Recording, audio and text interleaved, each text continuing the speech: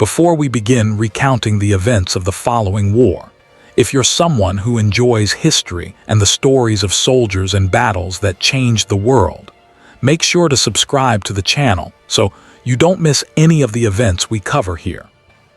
And share your thoughts in the comments. Have you ever served in the military, or do you wish you could experience what it's like to serve? Your opinions mean a lot to us and help us build a true community of history enthusiasts. The Second World War was the largest and deadliest conflict in human history. It spanned every continent, claimed tens of millions of lives, and reshaped the world we live in today. But why did it unfold the way it did? Why did the Allies emerge victorious, or perhaps, why did the Axis powers lose? To answer that, we have to go back to the years between the wars. The rise of the Axis. In the 1920s, 6 nations stood as the world's great powers. But 2 of them towered above the rest, true global superpowers, and both would eventually join the Allies. Britain was the center of the world's largest empire. Its navy ruled the seas, protecting trade routes that stretched to every corner of the globe. The United States, meanwhile, was the richest country on Earth, the financial heart of the modern world. But in 1929, everything changed. The Great Depression struck, shattering economies across the planet. In the chaos that followed, both Britain and America turned inward, stepping back from global leadership. Into that vacuum rose new forces, nationalist, militaristic, and dangerous. In Germany and Japan, radical governments came to power, each driven by a vision of empire. They sought to dominate their regions, to seize resources, and to challenge the old order. And crucially, they were willing to go to war to make that vision real. The Allies chose appeasement. Across the democracies of Britain, France, and the United States, the trauma of World War I still lingered. Their leaders were determined to avoid another catastrophe at any cost. America passed laws to ensure it would remain neutral in any future conflict. Britain, under Prime Minister Neville Chamberlain, pursued a policy of appeasement, the belief that peace could be secured through negotiation and compromise with dictators. This strategy, once popular, is now remembered as one of history's great miscalculations. At the Imperial War Museum, the Anglo-German declaration signed by Chamberlain and Adolf Hitler still survives, a document born from the 1938 Munich Conference. There, Britain and France allowed Hitler to annex the German-speaking regions of Czechoslovakia, believing this concession would satisfy his ambitions. When Chamberlain returned to London, he famously proclaimed peace for our time. But less than a year later, that promise would crumble. War begins in Asia. Long before war erupted in Europe, the flames of conflict had already ignited in Asia. In 1931, Japan invaded Manchuria, seeking to build an empire across East Asia. Within years, Japan was fighting a full-scale war against China, advancing rapidly, but facing an enemy too vast to conquer. By 1939, Japanese forces were stretched thin and exhausted. During this brutal campaign, Japan's armies committed horrific atrocities against civilians they deemed racially inferior. Over the course of the war, as many as 20 million Chinese civilians would perish, victims of invasion, famine, and massacre. The Nazi expansion in Europe. Meanwhile, in Europe, Adolf Hitler was rebuilding Germany's power. Step by step, he defied the post-war order. First, he reoccupied the Rhineland. Then came the annexation of Austria in 1938, the Anschluss.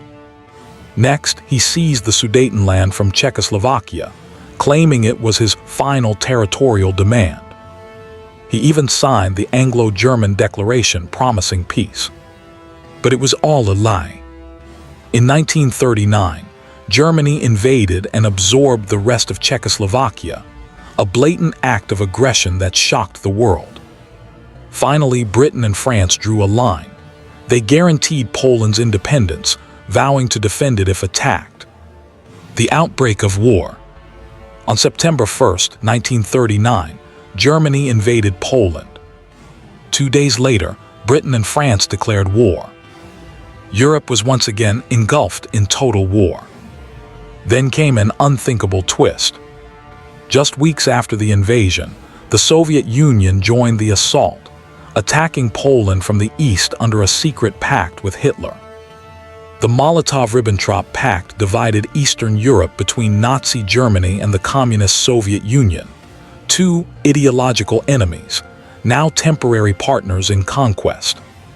Between 1939 and 1940, the map of Europe was redrawn.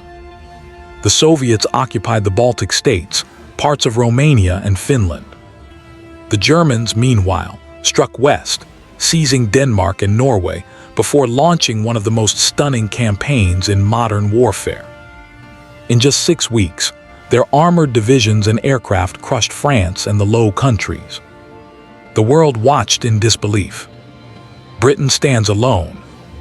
By the summer of 1940, Britain stood alone against the Nazi war machine.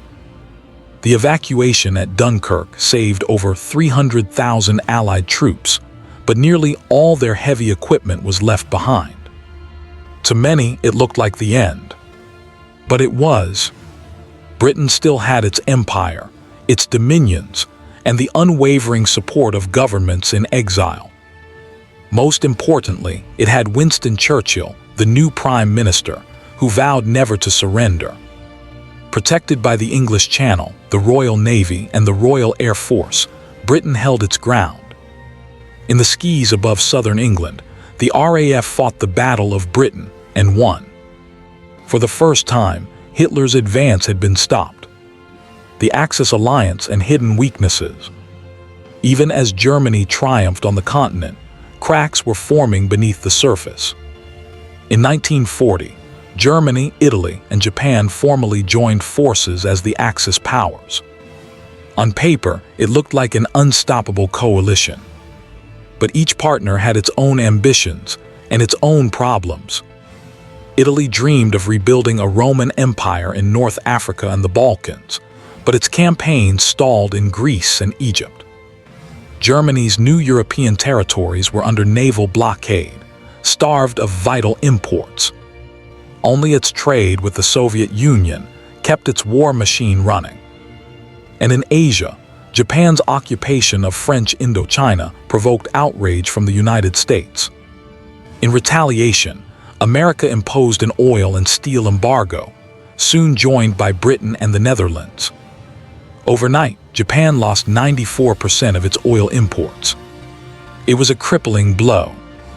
Meanwhile, the United States, still officially neutral, was preparing for war. Under the Lend-Lease Act, America began supplying aircraft, ships, food, and raw materials to Britain and its allies, free of charge. This flood of resources began to tilt the balance of power. Germany and Japan both felt the pressure tightening, and soon, both would make desperate, fateful choices that would change the course of the war forever. By 1941, the Axis powers seemed unstoppable. Germany dominated the European continent. Italy had joined the conquest of the Balkans, and Japan continued its expansion across Asia. Yet beneath the surface, the foundations of their empires were beginning to crack. Each Axis nation was bound by ambition, but divided by strategy, geography, and mistrust. Their victories were breathtaking, but their enemies were many, and the storm that was coming would test every nation's resolve. Operation Barbarossa, Hitler's greatest gamble. On June 22, 1941, Hitler unleashed the largest invasion in human history. 3 million German soldiers, supported by hundreds of thousands of Axis allies, crossed the Soviet border. Codenamed Operation Barbarossa, it was an ideological crusade, a war of annihilation aimed at destroying communism, enslaving the Slavic peoples, and seizing the vast resources of the East. At first, the campaign was devastatingly effective. Soviet armies were encircled and destroyed in staggering numbers. Entire divisions vanished. Within weeks, German tanks had advanced hundreds of miles, capturing millions of prisoners and pushing deep into Soviet territory. By September, the Wehrmacht had reached the gates of Leningrad in the north, Smolensk in the center, and Kiev in the south.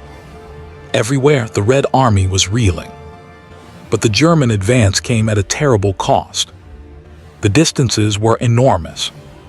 The roads were poor, the logistics fragile, and the resistance fiercer than expected. As the summer faded into fall, the invaders began to slow. And then came the Russian winter. The Wehrmacht had prepared for a quick victory, not a prolonged campaign in sub-zero temperatures. Supplies ran out, engines froze, men suffered frostbite in their foxholes. By December 1941, German troops stood just 15 miles from Moscow, but they could go no farther. The Red Army counterattacked, forcing the Germans back. Hitler's lightning war, his blitzkrieg, had failed. The Pacific erupts, Japan strikes at Pearl Harbor. While Hitler's armies froze outside Moscow, Japan faced its own crisis. The American oil embargo had left its navy and air force on borrowed time.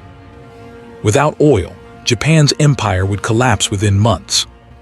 The Japanese government saw only one way forward: to strike first.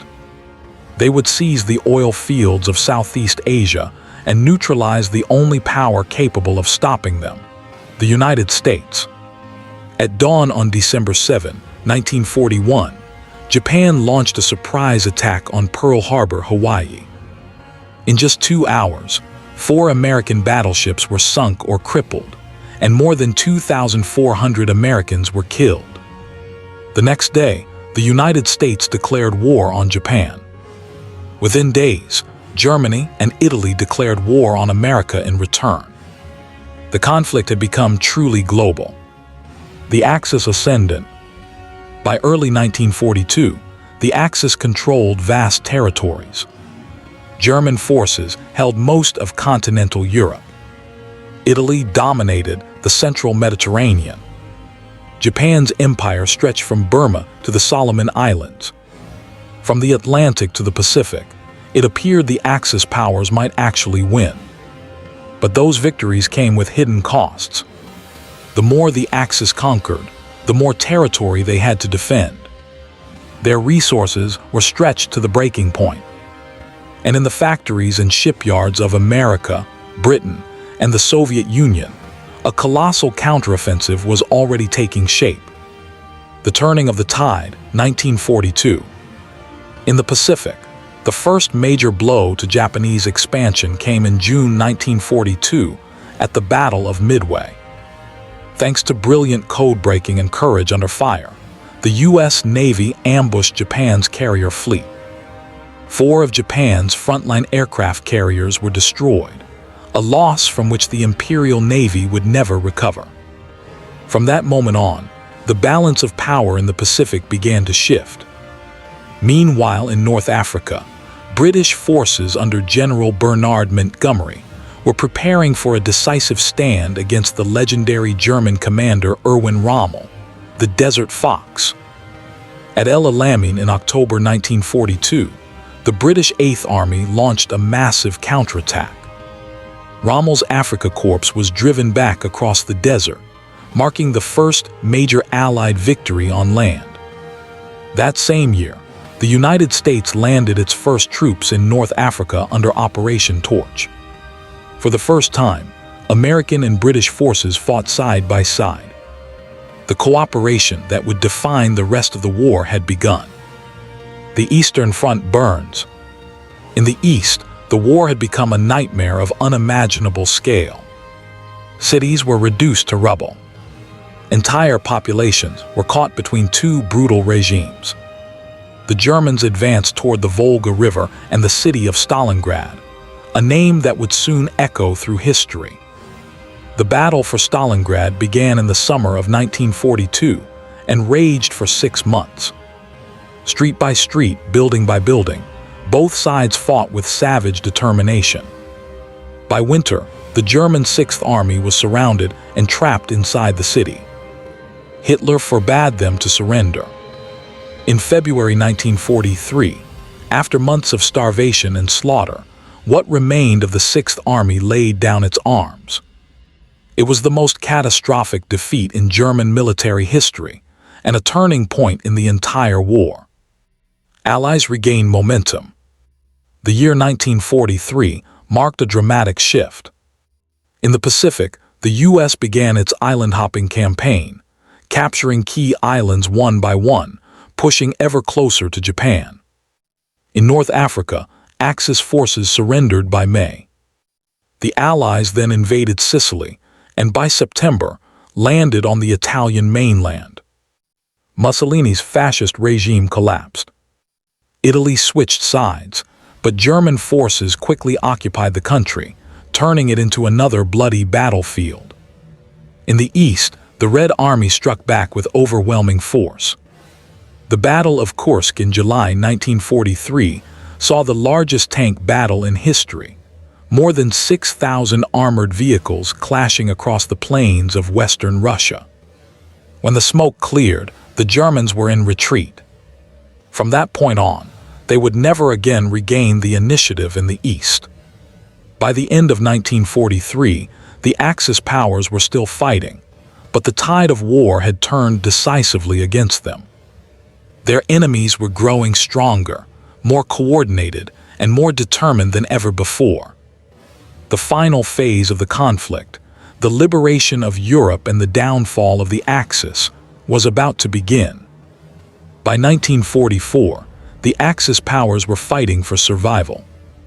Their once vast empires were crumbling on every front. In the east, the Soviet Union was driving the Germans back through Ukraine and Belarus. In Italy, Allied forces were pushing slowly north toward Rome.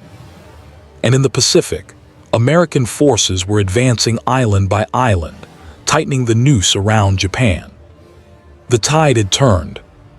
Now the Allies were preparing for the final assault, the liberation of Europe itself. D-Day, the invasion of Europe. For years, the Allies had planned a return to Western Europe. The invasion would be the largest amphibious assault in history, a massive operation to breach Hitler's Fortress Europe. On June 6, 1944, the plan was set in motion. More than 150,000 Allied troops, British, American, Canadian, and others, landed on the beaches of Normandy, France. Codenamed Operation Overlord, D-Day marked the beginning of the end for Nazi Germany. The landings were brutal. At Omaha Beach, American forces faced fierce resistance, suffering heavy casualties. But by nightfall, the Allies had secured their beachheads. A foothold had been established on the European mainland. Within weeks, hundreds of thousands more troops and tons of supplies poured into France. The Allies broke through German defenses, liberated Paris in August, and began their advance toward Germany's western border. Hitler, refusing to accept defeat, ordered a desperate counterattack through the Ardennes forest in December 1944. The result was the Battle of the Bulge, the largest and bloodiest battle fought by the U.S. Army in World War II.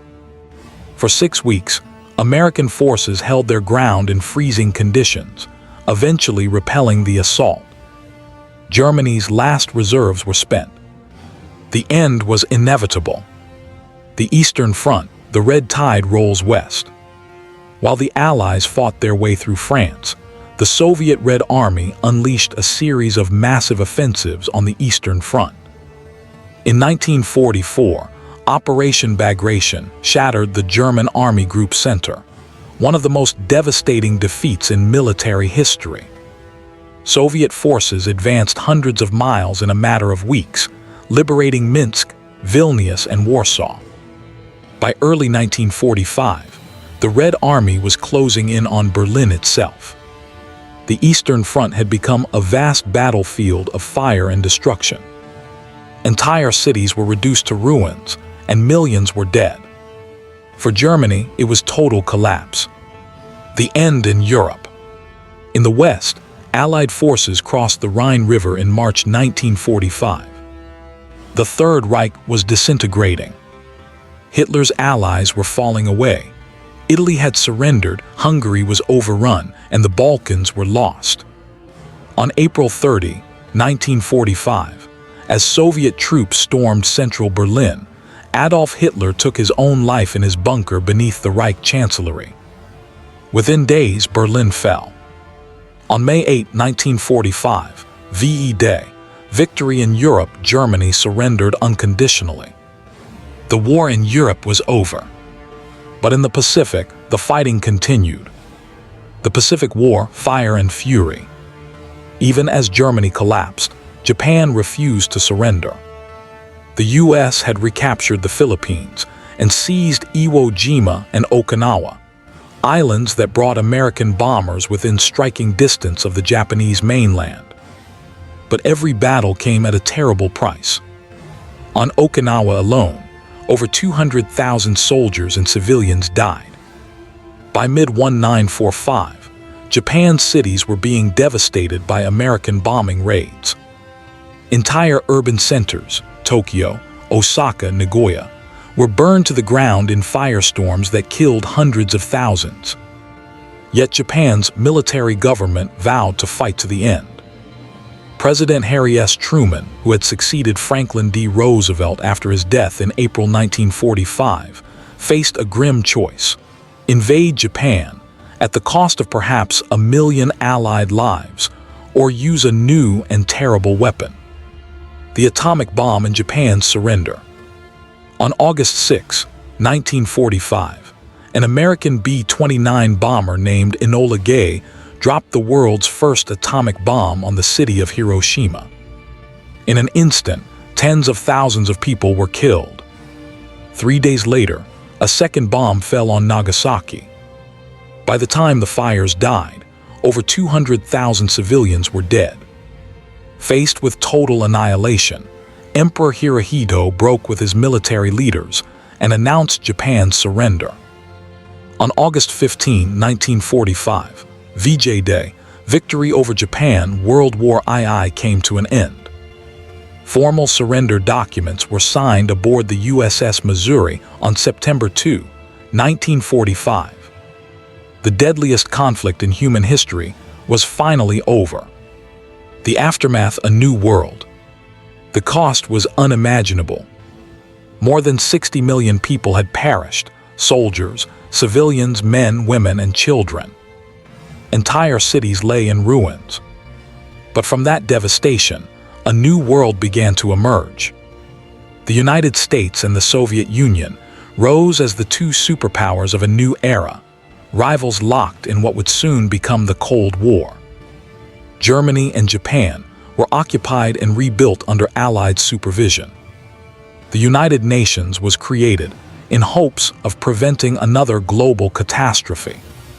The Second World War had changed everything: the balance of power, the shape of nations, and the course of history itself. It was a war that showed humanity's capacity for both destruction and courage, for cruelty and for sacrifice. And though it ended in 1945, its legacy still defines our world today.